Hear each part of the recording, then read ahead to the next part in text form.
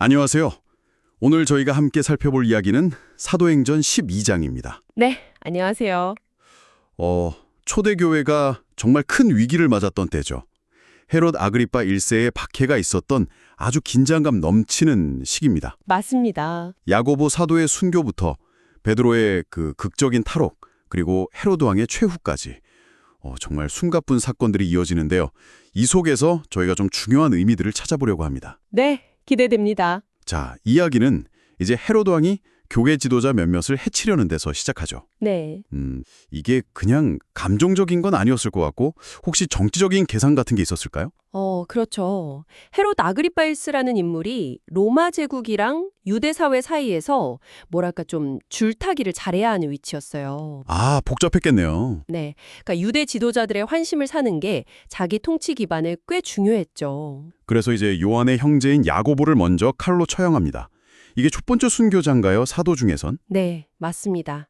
12사도 중에서는 야고보가 첫 순교자가 되는 안타까운 사건이죠. 근데 유대인들 반응이 좋았다고 나와요.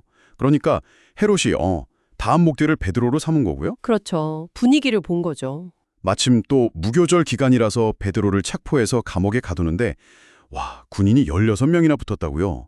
4명씩 4조. 네, 경비가 정말 삼엄했죠. 그만큼 베드로라는 인물이 교회에서 차지하는 비중이 컸다는 거고, 또 헤롯이 이번 기회를 확실히 잡아서 교회 핵심을 좀 흔들어 보겠다. 이런 의지를 보여주는 대목입니다. 정말 그냥 가둬둔 게 아니네요. 네, 6월주일 지나면 이제 백성들 앞에서 뭔가 보여주려고 했던 거죠. 그런데 그 절체절명의 순간에 베드로가 옥에 갇혔을 때 교회는 뭘 하고 있었을까요? 성경은 교회가 그를 위해 간절히 기도했다고 기록하고 있습니다. 아, 기도. 그리고 정말 처형 바로 전날 밤에 그야말로 기적이 일어나잖아요. 네, 그렇습니다. 베드로가 두 군인 사이에서 쇠사슬에 묶여서 잠들어 있었는데 갑자기 천사가 나타났다고요? 네, 감옥 안이 빛으로 가득 찼고 천사가 베드로 옆구리를 쳐서 깨웠다고 하죠.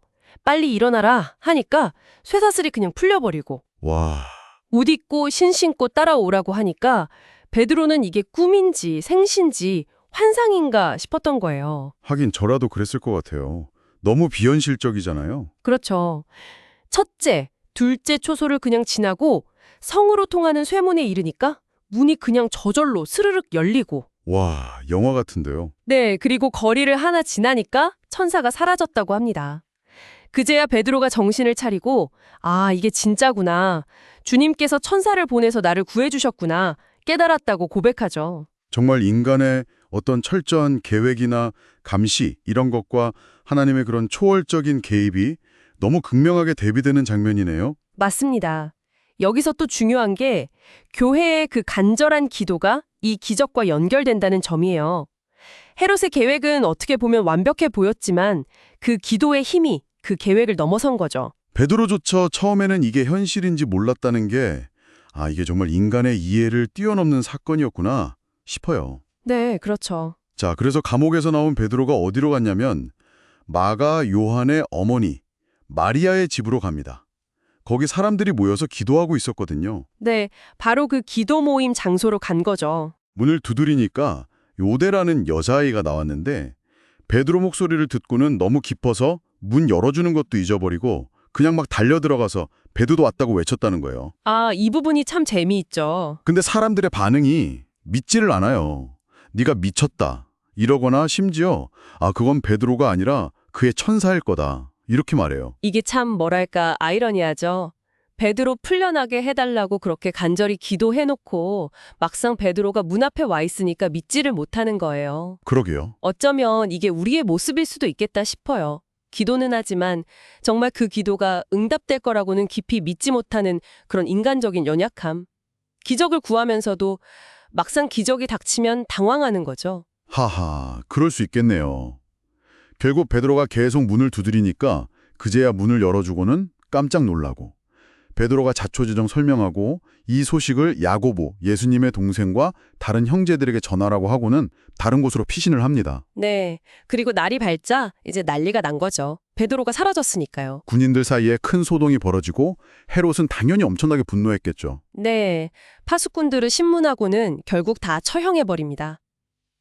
당시 로마 통치의 엄격함과 또 헤롯의 잔인함을 보여주는 부분이죠. 그리고는 이제 유대를 떠나서 가이사라로 내려갑니다. 그리고 얼마 지나지 않아서 바로 이 가이사랴에서 헤롯이 최후를 맞이하게 되죠. 네, 그렇습니다. 두로와 시돈 사람들하고 뭔가 좀 안 좋은 일이 있었는데 그들이 화해를 청하러 온 자리에서 헤롯이 왕복을 쫙 빼입고 연단이 앉아서 연설을 했어요. 네, 그때 백성들이 막 외쳤다고 하죠.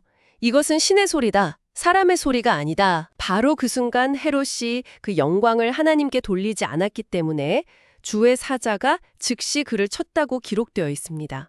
그래서 어떻게 됐다고요? 벌레에게 먹혀서 죽었다고 나옵니다. 와, 정말 막강한 권력을 휘두르던 왕의 최후치고는 너무나 갑작스럽고 또 좀 비참하네요. 그렇죠. 앞서 보여준 그 권세와 너무나 극명한 대조를 이루죠.